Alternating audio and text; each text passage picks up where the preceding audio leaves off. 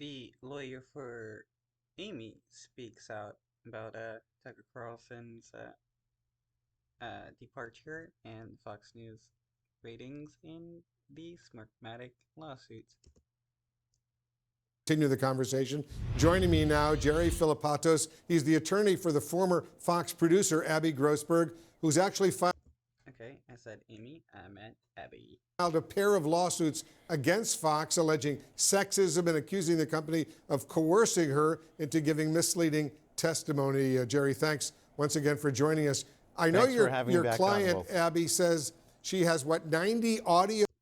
If she can prove her case that she was coerced into giving a different statement, then it definitely proves that people at Fox News knew what they were doing and what they were trying to achieve with false testimonies, and it's just um, more evidence how against them and how they are just a manipulation machine.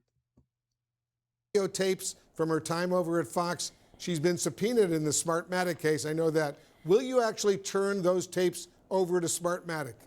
Approximately 90 tapes. Wolf, we're still in the process of going through them all. And we have already received the subpoena from Smartmatic, and we intend to be fully cooperative with that subpoena. I will just note on what Oliver just said. My short-term memory is not that great given my age, but I remember a couple of weeks ago, Fox said something similar about believing that it was going to win the Dominion lawsuit, and then it settled it for $787 million. Yeah, Dominion is only looking for $1.6 billion. Smartmatic is looking for $2.7 billion. I wonder how much money Fox News has to settle with Smartmatic, and if Smartmatic will accept that. I also remember that Fox took a ridiculous position for which it was excoriated by the judge in Delaware, Judge Davis, that Rupert Murdoch was not, in fact, in an operative role in the Fox News operation, and that's what caused a hearing to lead to the appointment of a special master. That and the evidence that we submitted in that lawsuit, and it's only after that experience that Fox seems to be singing a new tune today. I know you've already released part of a tape involving a conversation with Senator Ted Cruz and Fox host Maria Bartiromo, in which Cruz outlined his plan to delay certification of the 2020 presidential election. Cruz tweeted this about that, and let me read it. There, it's up on the screen. This MSNBC is breathlessly reporting that I secretly said in a phone call the exact same thing I said on national television the next morning, and then said again on the Senate floor 4 days later. Okay, well, he should be punished for trying to interfere with the election, just like all the other right-wing politicians that supported the interference of the election. They should all be put in prison for treason. How do you respond to Senator Cruz?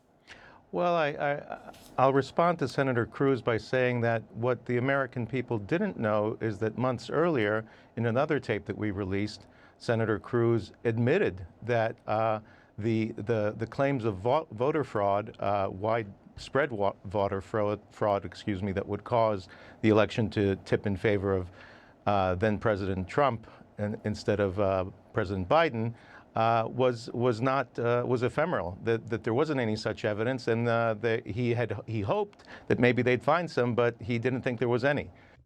Just like all the other right-wing talking points who did not believe that the election was rigged, but wanted it to be rigged in the favor of Trump, which they tried to, especially Trump himself. But that's the reason why they claimed it was rigged, in order for people to get mad. There was also a lot of actual right-wingers committing voter fraud in favor of Trump. Some people killing their spouses to vote for Trump, or just voting in the names of other people in order to give Trump more votes. And it's pretty funny because it's always right wingers saying that the left wing is committing voter fraud when it's the right wing.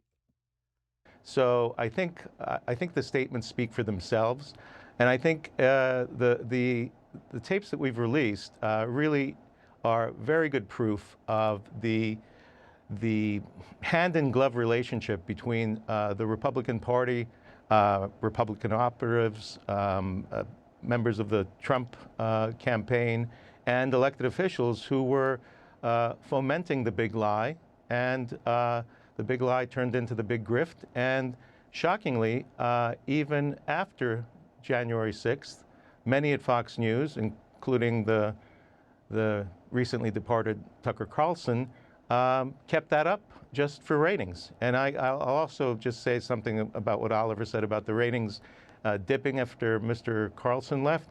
I would, you might be surprised that I hear that as bad news. I hear it as bad news because whenever Fox's ratings go down, they get desperate and they tell more lies. Which is pretty true, because that's why they started in on the election lies, because once they had called Arizona for Biden, that caused a mass panic amongst the right wing audience, which they started fleeing to Newsmax, who was saying otherwise. So Fox News was like, the election was rigged for Biden, blah blah blah. We gotta do this, this, and this, and that brought their base back. All they cared about was ratings and getting money, and that has actually